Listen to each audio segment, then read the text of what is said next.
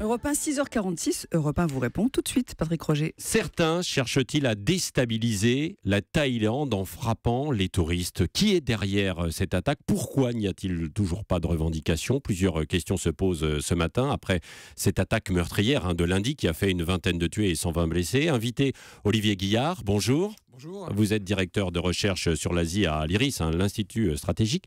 Quelles sont les hypothèses sur le ou les auteurs politiques et religieux? Religieux. Ça fait partie des grandes pistes qui sont évoquées depuis 2 jours maintenant sur le sujet. Nous n'avons pas de certitude, mais donc ce matin, les autorités thaïlandaises, les services de renseignement occidentaux penchent de plus en plus en direction d'une thèse éventuellement de représailles de la communauté ouïghour. Donc vous savez, ce sont cette minorité musulmane chinoise oui. Dont une centaine de ressortissants ont été expatriés, déportés, serait plus propre, courant juillet, donc contre leur gré en Chine. On évoque cette piste avec sérieux aujourd'hui. Au tout début, nous évoquions la possibilité d'une application de l'opposition, donc anti-junte. Vous savez qu'en Thaïlande, donc, nous avons un gouvernement plutôt martial en place depuis le printemps de l'année dernière.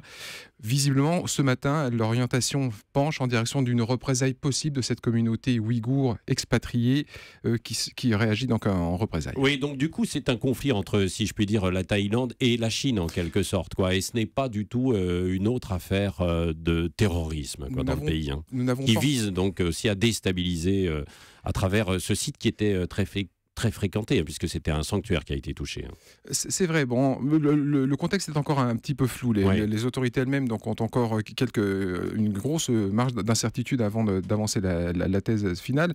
Mais néanmoins, donc, de toute évidence, il s'agissait de probablement frapper l'image du pays, de punir également, malheureusement, donc via un nombre de victimes important, les autorités pour envoyer un message clair à la junte. Vous ne faites pas ce que vous voulez du sort de votre population, certes, mais également de celle que vous expatriez de votre pays. Oui. Quelle est l'atmosphère en ce moment en Thaïlande? On l'appelle le pays du sourire, mais ces dernières années, il a été quand même le théâtre de violences et de politiques meurtrières, violences politiques meurtrières. C'est complètement vrai. Donc, au-delà de ce sourire qu'on nous vante un petit peu dans les dépliants touristiques et autres, nous avons donc, dans une grande mesure donc, un pays qui est fracturé politiquement depuis une petite quinzaine d'années. Donc la société thaïlandaise va mal, en définitive, d'un point de vue politique. Elle est très séparée entre ceux qui sont plutôt pro-démocrates, ceux qui sont plutôt pro-maintien de l'ordre d'une certaine manière. Le contexte politique est mauvais, le contexte sociétal et économique est également un peu ténu. Oui, le pays du sourire vanté dans les brochures, parce que c'est vrai que le tourisme, évidemment, a été frappé. On essaie de toucher par ce biais, en fait. Également, pensez qu'aujourd'hui, donc, on a à peu près 10% du produit intérieur brut thaïlandais qui est relié directement à l'hôtellerie, au tourisme. C'est important. Toucher à la Thaïlande aujourd'hui au mois d'août, c'est vraiment toucher un petit peu au tourisme. Oui, parce que justement, le tourisme, c'est l'un des rares secteurs en bonne santé dans ce pays. C'est complètement vrai. Il va y avoir certainement un petit creux ces prochaines semaines ou ces prochains mois, ne serait-ce que de la part des touristes chinois qui sont de plus en plus importants. Les autorités chinoises donc déconseillent, notamment celle de Hong Kong, déconseillent à leurs ressortissants de se déplacer ces prochains jours, ces prochaines semaines, pour raison de sécurité, dans la capitale thaïlandaise. Donc il va y avoir un creux, certainement, mais qui devrait être comblé très vite, ne serait-ce que parce que il y a un gros flux de touristes étrangers occidentaux qui se rendent d'une façon pérenne, peu importe les événements dans ce pays. Ah oui, c'est vrai. Alors, beaucoup d'Européens, donc vous avez dit, il y a les Chinois, et puis beaucoup d'Occidentaux, Européens notamment, donc des Français également. Oui, dans une grande mesure, nous avons aussi donc, un petit peu des locaux, si on peut dire, des régionaux de l'État, beaucoup d'Australiens également, donc, qui vont par proximité géographique vers cette destination. Mais c'est une destination qui s'occidentalise énormément depuis une petite trentaine d'années. On croise d'ailleurs énormément de Français dans la capitale, mais également dans les sites touristiques du Sud et dans des destinations un petit peu plus, on va dire, exotiques encore. Oui, exotiques. Et donc, malgré effectivement les violences, il y a 2-3 ans, il y en avait eu également, ça n'a pas découragé les touristes occidentaux et français, quoi. Il y a toujours dans ces configurations un petit peu compliquées des pics dans la foule immédiate des baisses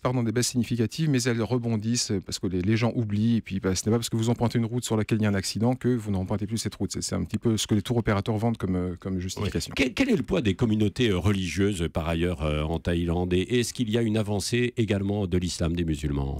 C'est une très bonne question. Donc, dans ce royaume, qui est un royaume d'Asie du Sud-Est, qui est à 95% donc bouddhiste, nous avons une fraction de la population qui est musulmane. Elle se concentre pour la plupart à Bangkok, certes, mais surtout dans les 4 provinces musulmanes de l'extrême sud du pays, voisine de la Malaisie.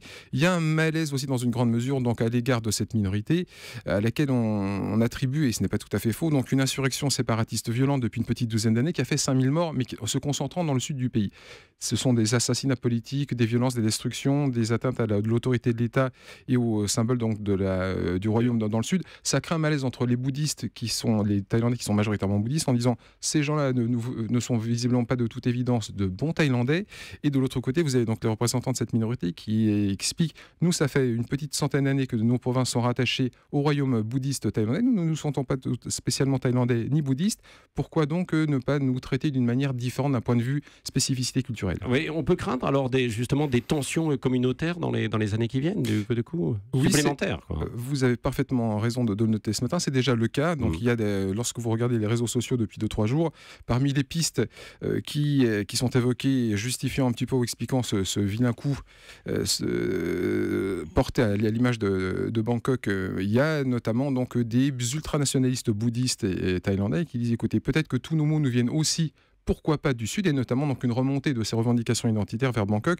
C'est donc dénoncé dans des termes un petit peu rudes. Oui. Un dernier mot, quel est le poids du pays en Asie, à l'ombre du grand voisin quand même chinois, quoi, évidemment, non ? Effectivement, c'est une économie qui est... Donc c'est un point de jointure entre le monde chinois, l'Asie du Sud-Est et le sous-continent indien. C'est la deuxième ou troisième économie d'Asie du Sud-Est. Donc c'est un pays dont le poids économique et le poids, on va dire, culturel ou d'influence n'est pas négligeable du tout. Oui. Merci Olivier Guillard, directeur de recherche sur l'Asie à l'IRIS, l'Institut stratégique, et donc pour l'instant une piste, effectivement, avec un suspect qui a été arrêté hier. Merci, en Thaïlande. Europe 1, 6h53.